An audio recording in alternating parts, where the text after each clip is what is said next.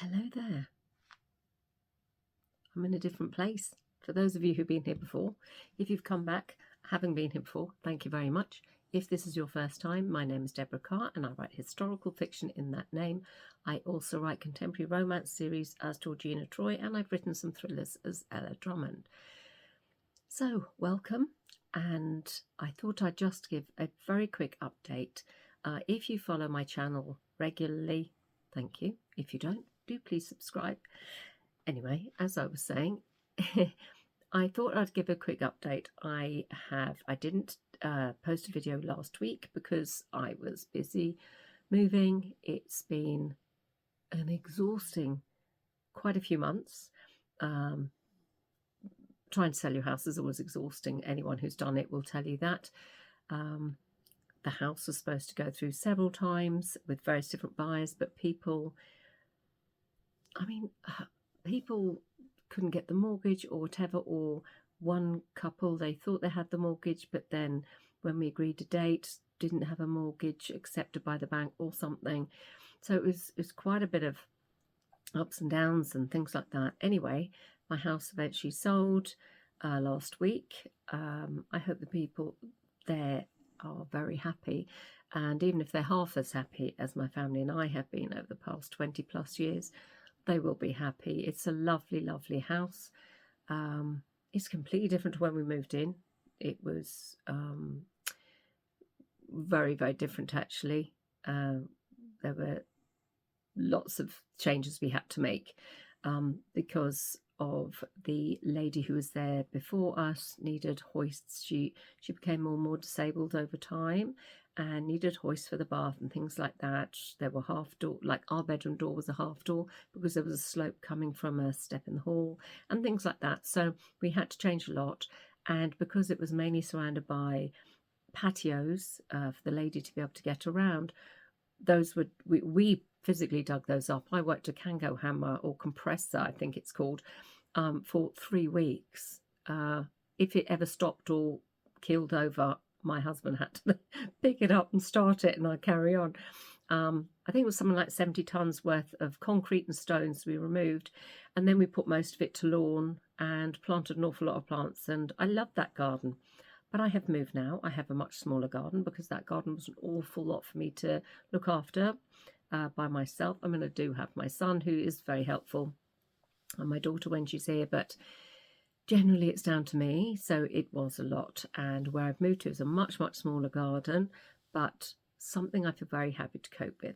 So we've moved. It was exhausting for all of us, but we're all very happy here, and already, strangely, pretty much within a couple of days the dogs settled down, so they seem very happy, probably because this is a smaller house. My other house was very open plan. This house isn't, so I think they probably feel more secure in the different rooms.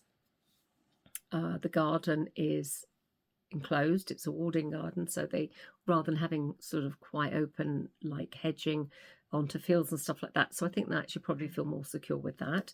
So that's very nice. And it will take time for me to unpack the millions of boxes. I am not going to show you. I'm surrounded by boxes in pretty much every room, because when you downsize, there's not all the places to put things. So, but it's fine. We'll sort things out and we'll eventually find things. But right now I'm actually working on the first draft of a book, my second witchy book.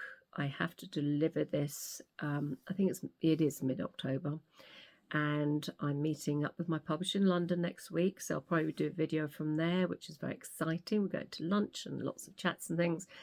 And I've just finished proofs for my fourth and final Hollyhock Farm book, so those I will send back any second now to my editor. So it's a lot happening.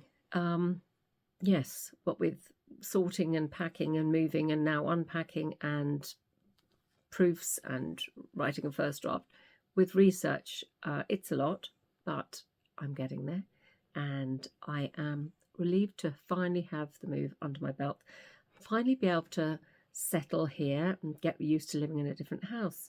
I thought it would be much harder than it has been so far.